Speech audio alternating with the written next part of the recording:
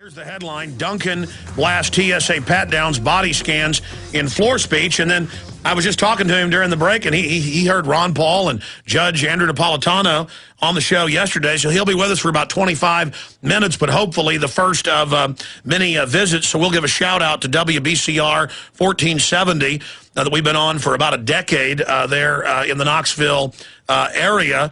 And I would also add, on the New American magazine True Patriot Index, he has the second highest in the country. He has a 99 score. Ron Paul has a 100. So we're very, very excited to have Representative Congressman John Duncan on with us. Congressman, great to have you. Well, Alex, thank you very much. It's a real honor to be on with you, and I always have appreciated the work you've done in trying to fight against the New World Order and big government. You know, big government helps only the elitists and the very, very wealthy, and you fight for the people that I hate to say the little guy, but you know what I mean, and I appreciate the work that you do. Well, we appreciate you. How long have you been tuning in to the show on WBCR? Oh, for many years. I know Harry Grothjohn real well. I've been on with him many times, and I've been on with, he has the Power Hour. I've been on with Joyce Riley a couple of times, and I've listened to your show. I try never to miss a vote, but as soon as we have the last vote of the week, I catch the first plane home, and I actually end up spending just a little bit more time here in my district in Tennessee than I do in Washington, and so I do listen to several of the other stations. I don't want to make any of my other friends mad on the other stations, but I listen to WBCR regularly, and I really have enjoyed your program for many years, probably ever since you've been on here. Well, God bless you, sir. Small world.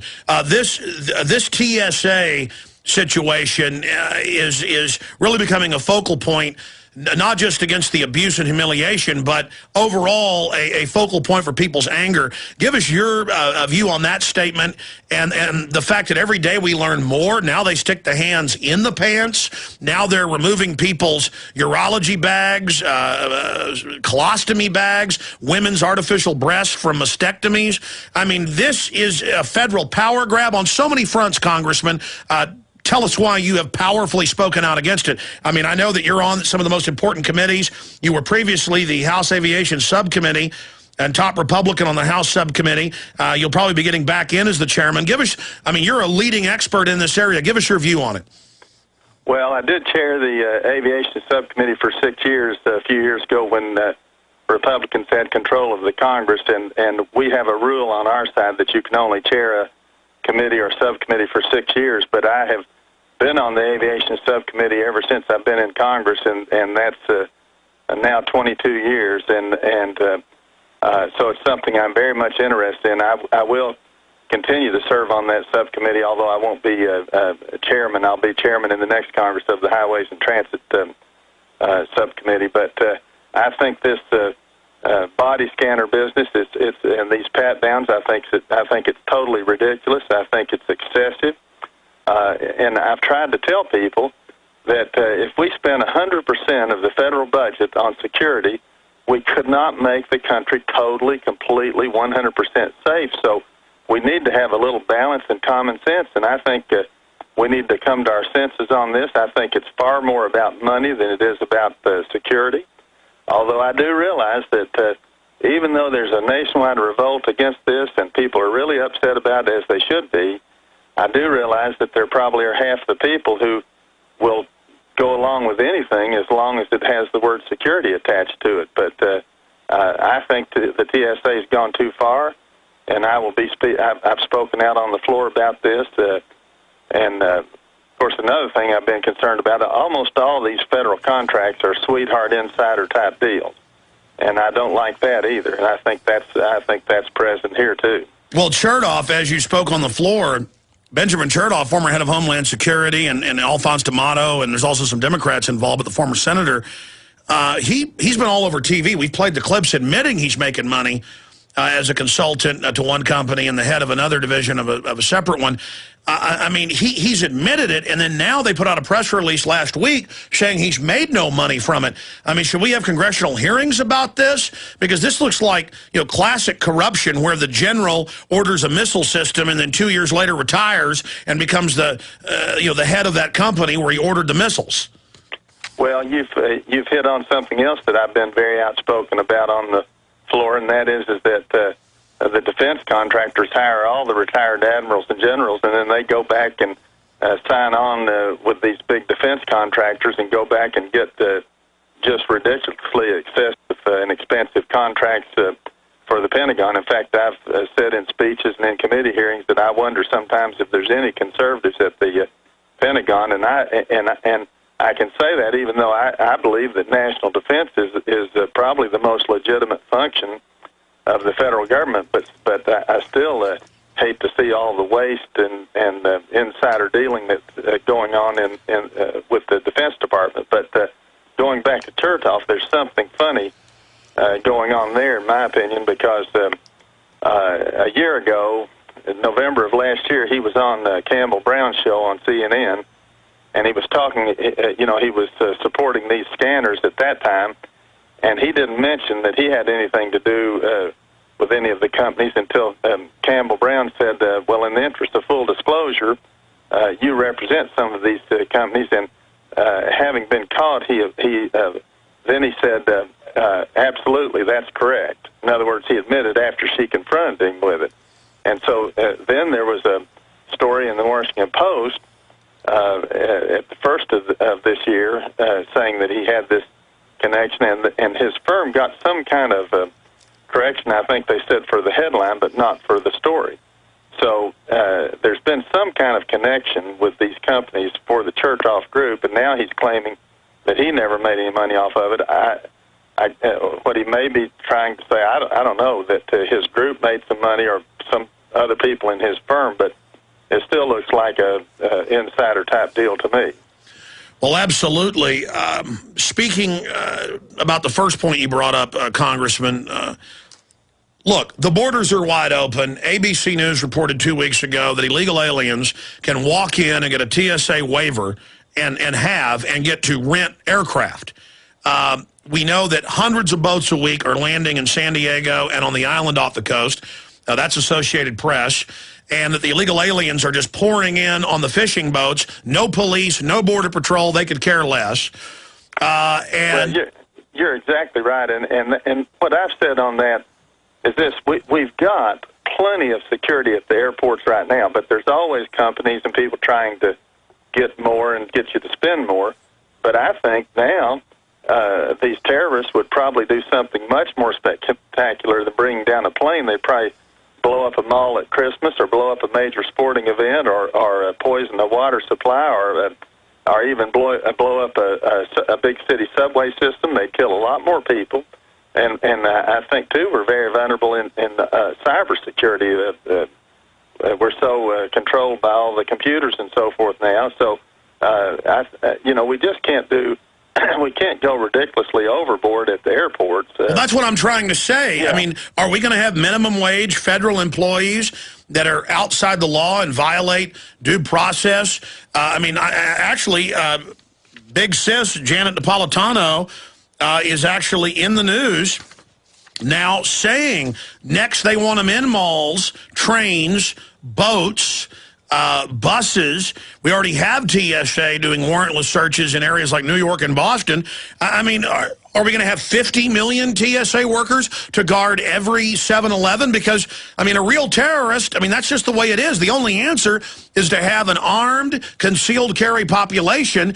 You can't put enough police on the streets with machine guns and dogs. Well, you're exactly right, and I agree with you. It's the TSA has become a bloated bureaucracy.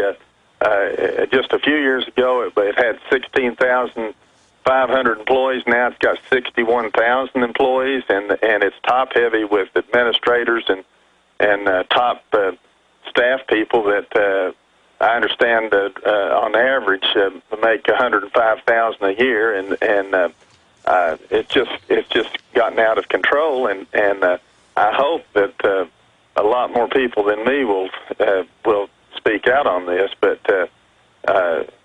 in fact, and I think they will. I'll tell you, I was asked on television just a few weeks ago what was the biggest change I'd seen in my time in office, and I said, without any question, it's that almost everybody who keeps up with this stuff now is more concerned, worried, upset, angry, whatever you want to say, about the financial condition of the federal government and our deficits and our debt.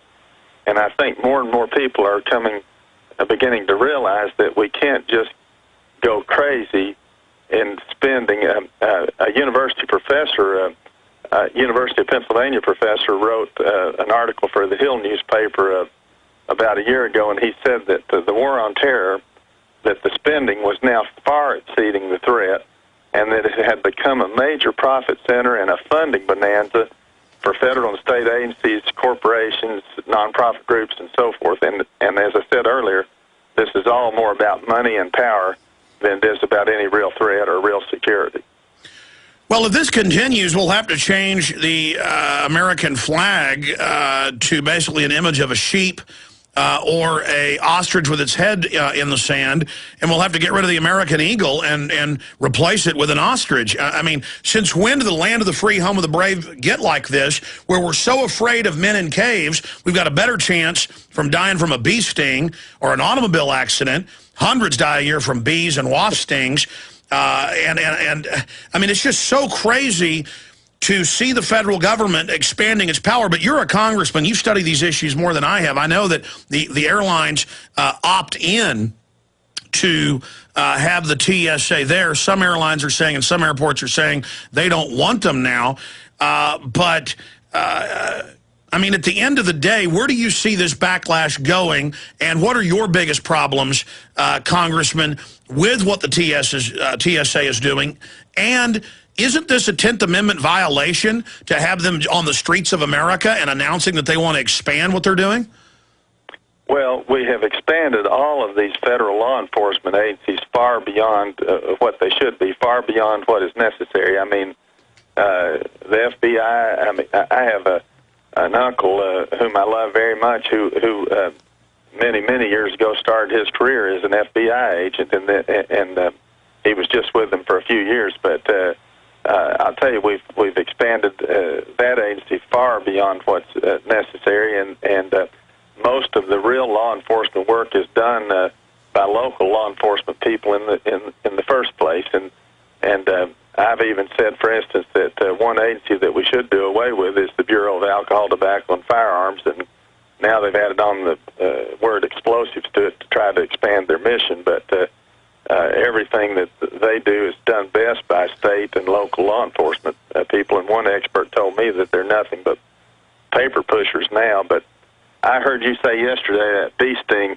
analogy, and I was very impressed by that. I have told people that you really are thousands of times, many thousands of times more likely to be killed on the driving on the highways than you are by a terrorist. And the problem we're into is this, Alex. It's almost impossible to get Big Brother federal government to ever admit making a mistake or ever go back on anything. And we've given so much power in this country to unelected bureaucrats. In fact, I've said many times that today, unfortunately, we have a government up by and for the bureaucrats instead of up by and for the people. And so it's going to be very hard to get them to go back very far on this. They're already squirming, though, and saying, well, they're going to tweak this a little bit. But I've had other concerns about this. The radiation factor, there are several million frequent flyers who on average fly twice a week and getting full body doses. The TSA is trying to say, oh, well, it's just a tiny little dose, but I'll tell you, they give you more protection at the dentist. When I go to the dentist, they put a little shield over my neck and chest and so forth. And this is a full-body radiation thing. And then I think parents have a legitimate concern about not only the radiation, but also having unfamiliar people grope or feel their children in private type places. I think it's terrible.